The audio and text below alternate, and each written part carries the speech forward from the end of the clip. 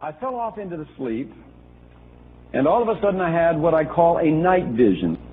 In the night vision, I was called to a ship down in the ports of Astoria, Washington, or Oregon, where the Columbia River flows into the Pacific Ocean.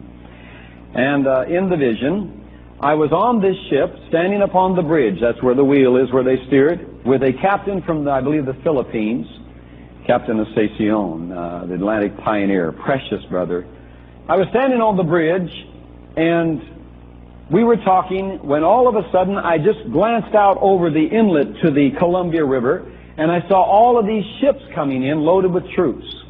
And I was watching them, and as this would be the ship, the troop ships went right around the ship we were on, as though they didn't even see it. They didn't fire one shot at the men on the decks. They were down there walking around, the crew. They didn't fire any shots on something. Well, this is interesting. And I was watching this phenomena when all of a sudden I began to see them coming up to the docks, and where there were no ladders, they threw these hook ladders up, and these troops began climbing up these hook ladders onto the ports, and anybody they saw, they shot them. The captain is seeing this, and we're watching this, and all of a sudden he utters, he says, "Your nation is under siege." And I said, "Yes, it is, but look at this. This is different." And about that time we were looking over the bow of the ship, and underneath the docks came out these World War II vintage of planes, American planes with the star on them and the flag the way they are, the old World War II vintage. And I believe that's very significant in today's world, and I believe you will begin to be able to understand a little more regarding why it would be World War II type planes coming out from under the docks. Now, I don't understand them coming from the docks, but God was showing me symbolic many things, I believe, in this vision. They were going up into the air and firing on the motherships that all these troop carriers were coming out of. And I saw a couple of them hit and go down, and I'm watching this war literally take place. I'm hearing the screams of the people of the city of Astoria screaming as these troops are running through the streets and ousting people out of the houses and just shooting. And I don't see any military coming to return the fire. It's as though we have no defense. And I'm looking at these troops, and all of a sudden I begin to realize these are Chinese. What are they doing here? And that was the end of the vision, when I recognized they were Chinese. But in the observations, they literally ran right around our gangplank, even on the docks. They didn't even see the gangplank. And that was the first vision that God gave me, to begin to show me some of the things that were coming, and to begin to bring my spirit aware and alert. And I remember that night, I got up and I began to walk the floor. My wife hadn't come to bed yet. And I got up and was walking the floor when she came up to go to bed. And she said, "What is it?" And I told her the vision, the night vision I had.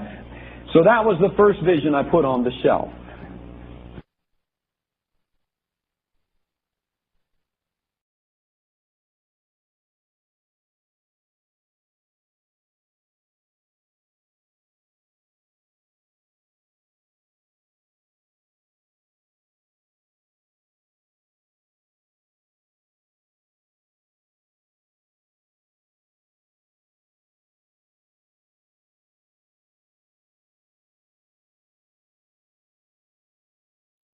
All right. The second vision I had is one I call the Prince Charles vision. The Prince Charles vision is a very interesting one because it has much symbolism in it, very similar to the book of Revelation. In the Prince Charles vision, I was made aware that it was an angel that came to me and told me, "Take the wife and the children in our Volkswagen van and go out Highway 26. When you come to the town called Government Camp, as you're coming out on Highway 26 of that town, look at your milometer and go 5 miles to the 10th, and there will be a pull-off from the road. When you come to the pull-off, pull off, get your wife and your children out. There will be a switchbacking trail down into the canyon. Take that trail, you lead the way, let your children follow, and your wife bring up the rear." This was my instructions. So down the canyon wall we went, even as all of a sudden in the vision. This was a day vision. In this vision, we went out, sure enough, in the van, the whole family. I loaded them in, and here was the switchbacking trail. We were winding down the switchbacking trail. The angelic visitor had said to me, "There will be a person. You go down to the bottom of the canyon, and you come into a clearing, out of the underbrush into a clearing. and you will see a person there to meet you to tell you what to do next. And so here we go. We're walking down. The children are asking their questions, and we're just talking as we're going down, and I don't have any answers for them. We come out into the clearing, and standing in the clearing very properly and very poised is an English butler. He has a white towel over his arm, and he speaks very properly. He says, "Now then, you've arrived. Please follow me." And that kind of a tone. And he just very, very properly turned, not even really making eye contact with us. He had a mission to do, and we followed him. We headed across the clearing, and as I was right behind him, we came to an edge of this clearing, and it went down. And as we came to the edge where I could see down, in a lower floor of the canyon, there was a very small platform down in the bottom, about 12 feet square, had one chair on the rear of it and a microphone on the front. In front of that platform was 60 chairs, 5 rows of 12. I'm looking at this as we're going down, and standing to the forward row, to the side nearest us of this first 12 chairs, was a senator and a general, 4-star general. I'm looking at them as we're going down the grade, and I'm thinking, I know that senator, but I don't know that general. And so we get down there, and the butler introduces the senator seems to know my family, and says something to the effect, "It's good to see you again." And the general says to me as they're introducing, he says, "Yes." He says, "You're the family that I've been hearing about." The general and I are conversing, and I don't remember the detail. God didn't want me to remember any detail of what we were conversing about. Automatically, all of the 60 chairs were full. I glanced back, they were full. My wife and children. My wife was sitting down on the end, and my children had been seated. And so the butler said, "Please be seated, it's time to begin." And he kind of just sort of turned an angle like this away from us, reached under the arm where the white towel was and pulled out a two-way radio and uttered a few words. Then he began walking back up toward the grade and the clearing where we first came out and met him. And as he was walking up there, I heard this big helicopter come over the canyon wall behind me. I turned and looked and could see that it was a big double-bladed one, the giant ones like the military calls the egg beaters. And it was carrying something very strange. I've never seen a military helicopter carrying one of these. I've seen them carrying a lot of things around the military bases. But I've never seen them carrying a construction office the way they were carrying this one. And this construction office was a blue that I was to learn later was the United Nations blue. So I believe it has something very significant to do with the United Nations, the building that was being carried by the helicopter. It was on these cables. They came down to the area of the clearing and very gently let the construction office down and released the cables, and the helicopter flew away. From that point then, the butler went up and unlatched the door and opened it for whoever was inside to step out, of which it was Prince Charles. He was wearing the cut-off short sleeves and short cut-off pant legs, and he had the wide-rimmed, kind of light brown type hat like you'd see in an African safari over in the Middle East. The butler was following behind him. He was coming down, leading the way, and I was looking at him as he come down the grade, and I thought, well, that's Prince Charles. But I said, either he's put on weight. No, I don't think he has. And as he got closer, I realized that his face was all red and puffy and his eyes were red. And I began to look at him and said, my goodness, he has really been crying. As he came closer, we all stood. The butler came up, and the general and the senator greeted him as though they had already met him. Then the butler introduced him to us and said, in a sense, this is Henry Groover, and this is his family, and this is his wife, in that kind of a gesture.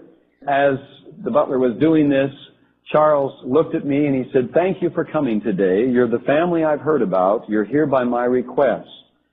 I have a message for you. Please be seated. With that, he turned to the general who was standing, and they came up and walked on the platform together. They conversed a moment. The general nodded, sat in the one chair back behind. And as he sat in the chair behind, Charles stepped up to the microphone, and he said, I thank you for coming today. You're here by my request. Please take heed. I have a message for you. And then he said these words, I must inform you that your nation is at war and you have a battle to fight. But the saddest thing is you must fight it without God. With that, the general behind him, the American four-star general, jumped to his feet, come down off the platform, came around on the ground in front of him, and looked up Charles very sarcastically, and he said, "We know we're at war, and we know we have a battle to fight, but we didn't know God had anything to do with it." And with that, Charles brings his right hand up, and he comes right down like this between the eyes of the general in this motion. And he said, "And sir, that is your mistake." And with that, they begin to argue why God or why he didn't have anything to do with it. And the argument went on. Everybody's attention was on it. I was watching straight ahead, but all of a sudden in my peripheral vision off to the left, there was a motion, and I turned to see what it was, and off to my left was a frog that was so big it wouldn't have fit under the ceiling. The motion I had seen off to my left that caught my peripheral vision was the frog's head had made this motion like they do before they're going to make the croaking sound when they fill the air sac under their chin. I watched it, and as that air sac began to fill and that dark green skin began to turn a yellowish color, terror literally swept over me. It was everything I could do to keep from jumping to my feet and interrupting Charles and the general and everybody and say, "Let's get out of here. If that frog opens its mouth and croaks, we're all dead." That was the kind of terror that was over me. About that time, its mouth opened. Out of its mouth, instead of a croaking sound, it came out a white vapor. It came right at us. It came right at Charles and the general. It enveloped Charles and the general. It was just about to hit my wife down on the end when all of a sudden I was caught up into the heavens. As I was caught up in the heavens, looking down on what I would call like Trafalgar Square. But Trafalgar Square has giant lions on the four corners facing north, south, east, and west. The lions themselves are up probably 10, 12 feet high just to their backs, let alone their heads. They're made out of brass. Well, the lions were not in the square. The big fountain that you could easily put 3 or 4 of this size building into was not there. Nelson's column was not there in it. The square was empty except for all of the buildings around it. And the buildings around it were like commerce, libraries, churches, government office. And I think of Trafalgar Square is because it is a representation of the British Empire, all right, in its glory. So it is a representation of everything that you would do to run the empire. And I'm looking on this square that's empty. There's no statues on it now. And all of a sudden people start running out of this, into this open square from all of these buildings. And they're all dressed in their occupational garb. They all have the nurses have their little hats on, and the doctors their stethoscopes, the welders their leather apron and their goggle type hat that's up. And you can tell their occupation by their apparel that they're wearing. So I would say that this event, whatever it is that has caught their attention, has caught them, and they are running out, all fully aware of why they're coming out of the building. Because as they come out, they begin to point up, like in the direction the frog was. As I'm looking into the heaven, I'm in the heavens looking down on this square. I didn't see anything but the square at first. They begin pointing off to my left hand. Now remember, the frog was at my left hand in the vision, remember? And the vapor came from him. They're pointing in the direction of my left hand, and they're mocking and scoffing and jeering and saying, "You can't hurt us. You don't have any power anymore. We're not afraid of you." And they're literally mocking. And I turn to look to see what they're pointing at, because they're pointing straight ahead. They're pointing way up. And I wonder, what are they pointing? And I look, and then my eyes see this army that went from the bottom of the, right by the square, all the way into the heavens, clear up to the same level I was in the heavens. Off to my left hand was a Russian general, fully dressed in his full general's outfit with all of his braid and everything, standing in the heavens. His fists were clenched like this, and they were down at his side like this. His chest was out. And he was looking down into the square at these people. At his right hand was a rectangular weapon. I had never seen exactly that kind before. To me, it looked kind of like an anti-aircraft type multiple cylindered weapon that they'd have on ships. But it wasn't quite. And as this band of people down in the square are mocking his army and are literally scoffing and laughing at him and saying, "You don't have any power. We're not afraid of you." I saw all of a sudden his neck muscles begin to thicken and his face begin to get a look of tension, and he was getting angry. And then his blood vessels begin to bulge as all of a sudden his fist came up like this and he said, "Present arms! Aim! Fire!" And this massive army of footmen that come from the heavens clear down into the level that these people were in the square. A people, this army that was stood like this before he gave the orders to fire. They were in full chemical warfare gear. And I didn't learn that until a man came back from maneuvers over in Afghanistan. And when he had me describe the uniform I saw in the vision, he said, "Henry, you have perfectly described the Russian chemical warfare uniform." And he said, "I didn't even know they had that kind of uniform until I just went over there myself and saw it. We didn't even have pictures to train for these because they're brand new uniforms. It's the latest of gear they have." But he said, "I want to tell you something. Your description of their chest looking like the ribbed look of a locust of the desert, the ones that make that buzzing sound in the summer, that was what their chest looked like. Their face looks kind of like, almost like a horse in a way, the snoot somewhat like a horse, and they had big googie eyes." And he explained to me, he said, the googie eyes or the goggles are the head covering they put over them. It has the goggles. And the snooty looked like a horse, you said. He says, and he asked me the colors and everything. He said, that's exactly what the chemical warfare gear looks like. That has a pre-filtration system and a breathing apparatus that goes back down into this rib-looking chest that has multiple filtration systems.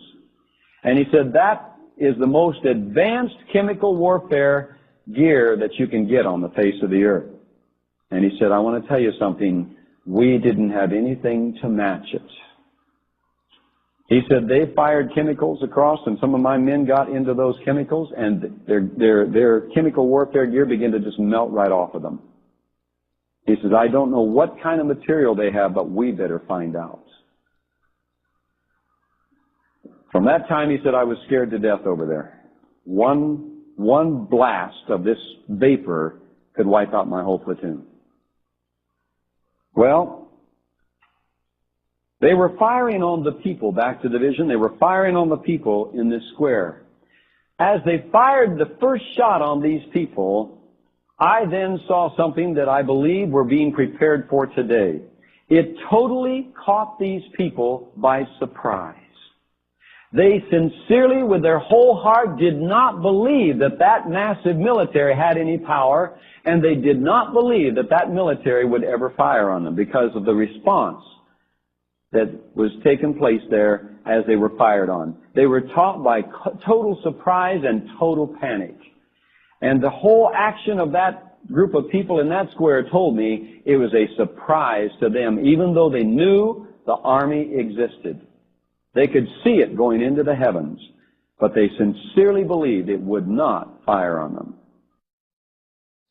Now, remember in the Prince Charles vision, I may not have made this point clear, and I want to make this clear. When they were firing on them, and the people were caught by total surprise, running back and forth, I was standing in awe that why don't they run into the buildings? Why don't they get out for cover? They just turn and run back and forth, and they weren't falling, but I could hear the bullets hitting them. And I wonder, well, why aren't they falling? When all of a sudden I begin to realize this square all around, all the buildings, all the material things were disappearing all around these people as they ran back and forth in the square. Now that to me goes along with Ezekiel chapter 38 and the reason that they will come. You go up, verse 38, chapter 38 of Ezekiel, verse 11. He says, I will go to them that are at rest, that dwell safely, all of them dwelling without walls and having neither bars nor gates. Now answer me a question. Is that a description of Palestine or Israel? Have any of you ever seen Israel or Palestine safe? You say, yeah, when the treaty's signed, it will happen. Well, maybe. They are going to sign a treaty. I believe that. But I don't think it's going to last long. This says that they dwell. The word dwell, look up the word dwell and exhaust it out in the concordance. It does not mean a temporal habitation. It means to inhabit, to possess, to settle in. That's a big difference between a treaty and crying out peace and safety. Big difference. Verse 12. Here's the reason they're coming: to take a spoil, to take a prey, to turn your hand upon the desolate places that are now inhabited, and upon the people that are gathered out of the nations, which have gotten cattle. All right? My third question: does that fit Palestine? I have literally crossed Israel back and forth. I've walked up in the middle part of Israel, and I want to tell you something. I've never found a cow yet. Show me a cow in the middle of Israel. I'll show you cows down in the area of Ashkelon, and there are a few down along the Jordan Valley. Not very many. More in Ashkelon and that area in the farms there. Show me a cow in the midst or the middle of Israel. Well, you see, just one cow wouldn't do it, because the first thing listed that they're coming to take is cattle. You're coming in, it says in 38, to take a spoil, to take a prey. To a people that have gotten cattle and goods that dwell in the midst of the land.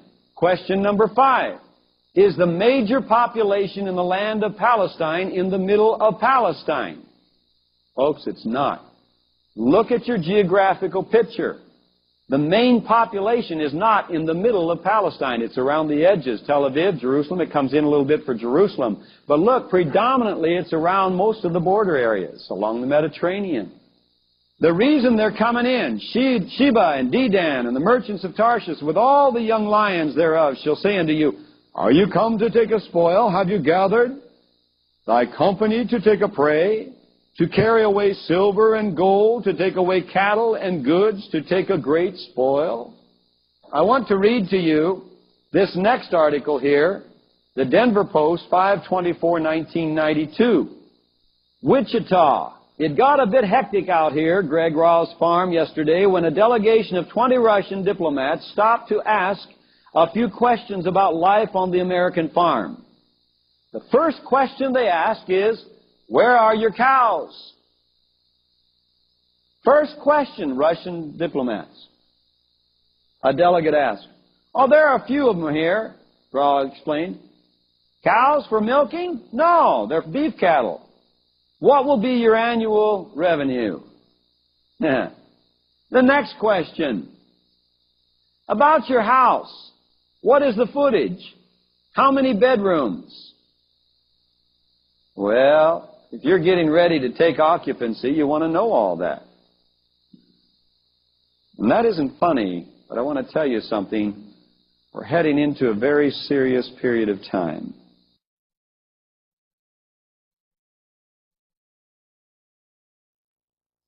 I went up the Eagle Tower, and later, I only learned it as Eagle Tower later. I didn't know the name of the tower. When I got to the top of it, there were 8 kind of nobular-looking things aiming 8 different directions, north, south, east, and west, and in between.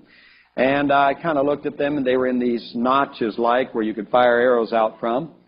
And I was standing looking out over the island of Anglesey. Standing there when all of a sudden, in this vision, I was shot up into the heavens and looking down on the earth like you would look at a satellite picture. You see it every time you see the weather. It looked somewhat similar, and I had supernatural vision. I looked down and I saw a massive military movement coming out of the Icelandic waters up above Iceland. I couldn't believe my eyes in what I saw. I saw this massive military movement coming out of this area up in here. It came down between, in the Atlantic, down between the United States and Europe. It was marine and air, as you can see the airplanes. This was my first confirmation, in the sense, from General Walker. General Walker has given me many confirmations. This was my first picture of actually that they had drawn this assault taking place. It shows also the movement coming out of Europe across to take these countries. The NATO command center is right in here. So you're looking at some very, very serious fronts that Russia has been building and has. This massive military movement coming down between the United States and Europe just troubled me as I'm watching it. So then I looked off across at the United States, wondering, well, if they're doing that across the Atlantic, what are they doing in the United States? That's too big to just be a maneuver. And I looked down, and as I looked across at the United States, I first saw the eastern seaboard, or the Atlantic seaboard, and I looked and I saw these submarines look like they were parked right along our beaches, all the way along the East Coast. And what I mean by along the beaches is where the sands, if you fly and look down in the ocean at the clear water of the ocean, you will see the point where the beaches begin, the white sands begin to turn, and it gets darker, and you can see the edge of the beach, so to speak, or the sand that's washed back into the sea. They were parked with their hulls right at the point of where that sand was beginning to discolor and the floor of the ocean was coming through. And I couldn't believe my eyes. I mean, they were all along there. And so I looked, because at that time we lived in Portland, Oregon. So I looked off across toward Portland, Oregon. And I saw these submarines along the Pacific coast. And I began to look all the way down as I looked down in towards San Diego. There they were along our coast. And as I was looking down towards San Diego, all of a sudden I saw motion all across the United States. And these radio towers, it's like they were coming out of the ground and going up into the air, and then they were dotting their lines out like they were broadcasting. And I was made to know that they were sounding the alarm. But as they began to sound the alarm, all of a sudden the broadcasting signals went out and they sprinkled to the ground like dust. And I was totally aware, made totally aware in the vision, that the warning was not getting through. And I shouted in the heavens, and I said, "Oh no, Lord, the warning isn't getting through. They won't even know what hit them." And as I said that, all of a sudden, the first missile fired out of a submarine, and it went up, and it hit right over New York City. I watched that city literally disintegrate into the atmosphere as that massive explosion took place. I mean, it was gone, folks. There'll be nothing left of that city. Then all of a sudden I looked down along the coast and about where I would say it'd be about Miami, Florida. And I told them down there last night, and they weren't too happy to hear that. And I said, and Miami disappeared. And then all of a sudden, because I was seeing this happen here, I looked away then. So I don't know if there were more explosions took place between those two as far as the coastal area. I didn't see it. My concern was over toward Oregon again because my family was in Portland at that time. As I was looking over toward Portland, I saw another explosion, and it looked like it was in the area of Seattle, Bellevue. That area went up, just like New York and Miami. Then all of a sudden I looked down, and here's another one going off, and it looked like the San Francisco area. Then down about Los Angeles, just about to Los Angeles, and then San Diego. I saw those 5 nuclear-looking explosions. And I tell you, they literally devastated everything. Whatever was in their path, it went into the heavens. In the Russian invasion vision, I saw that massive military. I saw them hitting in on the nation and hitting our coasts and pounding them. And then all of a sudden I was back down on the Eagle Tower looking at a leftward way down into the village, automatic, because that's the position I was looking at, standing in the heavens.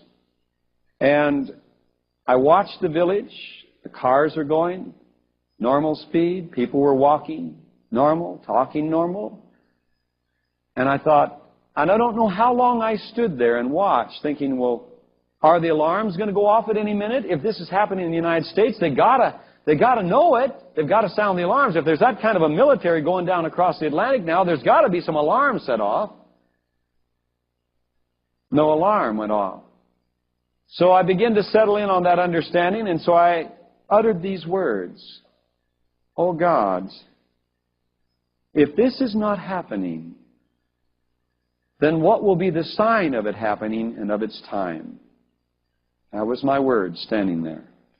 As I spoke those words, these words were spoken very clearly back to me. December the 14th, 1986.